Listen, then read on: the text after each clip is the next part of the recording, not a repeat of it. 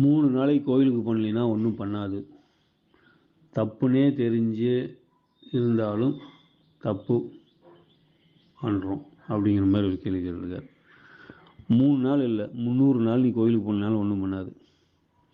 கோயில் அப்படிங்கிற ஒரு விஷயம் ஒரு மனிதனால் உருவாக்கப்பட்டது.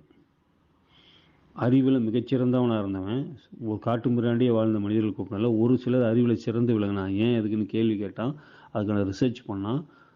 காலங்காலத்தில் அவன் ஒரு சில விஷயங்களை கண்டுபிடிச்சான். வெளியிலையும் ஒரு சில விஷயங்களை கண்டுபிடிச்சான், தனக்குள்ளேயும் ஒரு சில விஷயங்களை கண்டுபிடிச்சான்.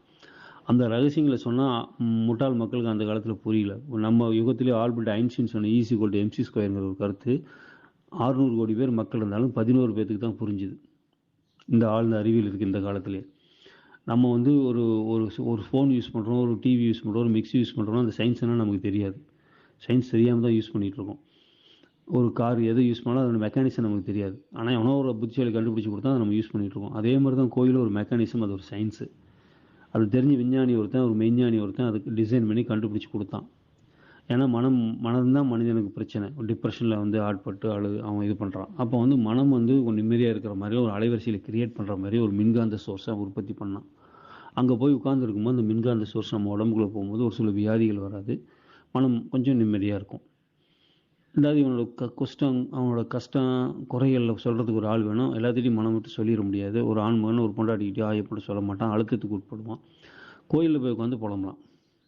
அந்த மாதிரி கோயிலுக்கு அந்த காலத்தில் வடிவமைச்சிருந்தாங்க. ஆத்தங்கரை ஓரத்தில் தனியாக ஒரு பிள்ளையார் சொல்ல இருக்கும், யாரும் இருக்க மாட்டாங்க. காட்டில் வேலை செஞ்சு போய் உட்காந்து தனியாக பேச முடியும். இப்போ தான் கும்பல் ஃபுல்லாக கோயிலில் தானே இருக்குது. பைத்தியக்கார ஆஸ்பத்திரிகளோட கோயில் அதிகமான கும்பல் இருக்குது. அதனால் போய் கோயிலையும் நம்மளால் புல முடியாது, மனசுக்குள்ளே புலம்புற ஒரு சூழல் தான் இருக்குது. அதனால் வந்து கோயிலுக்கு போயிட்டு வந்தாக்க அந்த ஒரு வைப்ரேஷன் நம்ம மேலே படும். ஒரு மாதிரி கொஞ்சம் நம்ம கண்டதை யோசிக்கிறது கொஞ்ச நேரம் அமைதியாக இருப்போம். செல்ஃபோனை கொஞ்சம் நேரம் ஓரம் கட்டி வச்சுருப்போம். அங்கேயும் போய் கோயிலில் செல்ஃபி எடுத்துகிட்டு இருந்தால் ஒன்றும் பண்ண முடியாது. அதனால் நீ 3 நாள் கோயிலுக்கு போகலனாலும் பரவாயில்ல, 300 நாள் கோயிலுக்கு போகலன்னு ஆயுசுக்கே கோயிலுக்கு போகலனாலும் ஒன்றும் நடக்காது. நான் கோயில் சாமி வந்து கண்ணையெல்லாம் குத்தாது. அதனால் கோயிலுக்கு போகிறதும் நம்மளோட சௌரியம் தான். அது ஒரு சயின்ஸ். பைக் இருக்குது, கார் இருக்குது, ஓட்டுறதும் ஓட்டாதும் உன்னோட சௌரியம் தான். பைக் எடுத்து நீ ஓட்டலாம், கார் எடுத்து ஓட்டலாம், வக்கலைன்னா நம்ம வெறும் சைக்கிளில் போயிட்டுருக்கலாம். அந்த மாதிரி தான் கோயிலுக்கும் போகலாம். 1500 வருஷம் பழமையான சிவன் கோயிலுக்கும் போகலாம், நம்ம ஊருக்கு மாரிய கோயிலுக்கும் போகலாம், போகாமல் இருக்கலாம். அதெல்லாம் அவனோட சயின்ஸு தெரிஞ்சவன் அதை பயன்படுத்துவான்.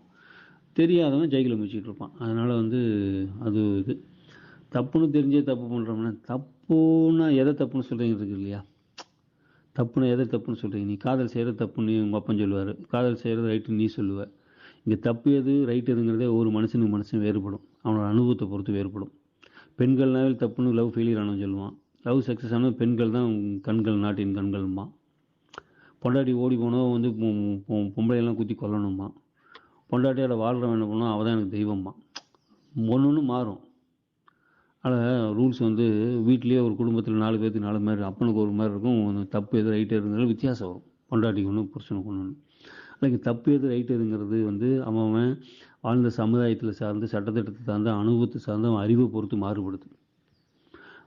அதனால் வந்து உதாரணத்துக்கு வந்து நீங்கள் ஒரு பிள்ளையை வந்து உத்து பார்க்குறது தப்புன்னு சொல்லி சமுதாயம் சொல்லியிருக்கும், அறிவில் பதிஞ்சிருக்கும். ஆனால் இயற்கையின் என்ன, ஒரு ஆண் மகன் உடம்புல ஹார்மோன்ஸ் இருந்ததுன்னா பாலின கவர்ச்சியான எதிர்த்தால் ஒரு பெண் போனால் பார்க்கும். அது உணர்வு சார்ந்தது. ஸோ உணர்வு சார்ந்த ஒரு விஷயத்த அறிவு என்ன பண்ணுது, ரைடி தப்புன்னு பிரித்து தப்புன்னு சொல்லி பார்க்க விடாமல் பண்ணுது. அப்படிங்கும்போது எது ஜெயிக்கும்? உணர்வு போது நீ பிறந்ததுலேருந்து டிஎன்ஏலேருந்து வர்றது, பல ஆண்டு காலமாக உங்க கூட வந்துட்டு இருக்கிறது காமங்கிற ஒரு விஷயம். நீ சிங்கமாக பிறந்திருப்ப, நாயாக பிறந்திருப்ப, நரியாக பிறந்திருப்ப, தட்டானா பிறந்திருப்ப, உடக்கான பிறந்திருப்ப, பரிணாம வளர்ச்சியில் மனிதனாக பிறந்திருக்கு. அத்தனை டிஎன்ஏ உங்கள்கிட்ட இருக்கும். இப்போ அந்த டிஎன்ஏல காமன் ஒரு விஷயம் பதிஞ்சிருக்கு, பாலின கவர்ச்சின்னு ஒன்று இருக்குது. அறிவுங்கிறது முந்தானத்து வந்தது. நீ மனுஷனாக பிறந்ததுக்கப்புறம் கொஞ்சம் வளர்ந்ததுக்கப்புறம் இந்த காமன் தப்புன்னு சொல்லி உங்கள் பெற்றோர்களோ புத்தகமோ சமுதாயமோ சொல்லிக் கொடுத்து பார்க்கக்கூடாதுன்னு சொல்லி கொடுத்த அறிவு ஒரு 10-20 வருஷத்தில் உனக்கு வந்த அறிவு. இது 20,000 வருஷமாக கூட வந்துட்டு இருக்குது. 20,000 வருஷம் அந்த உணர்ச்சி ஜெயிக்குமா, 20 வருஷமாக அந்த அறிவு ஜெயிக்குமா? உணர்ச்சி தான் ஜெயிக்கும்.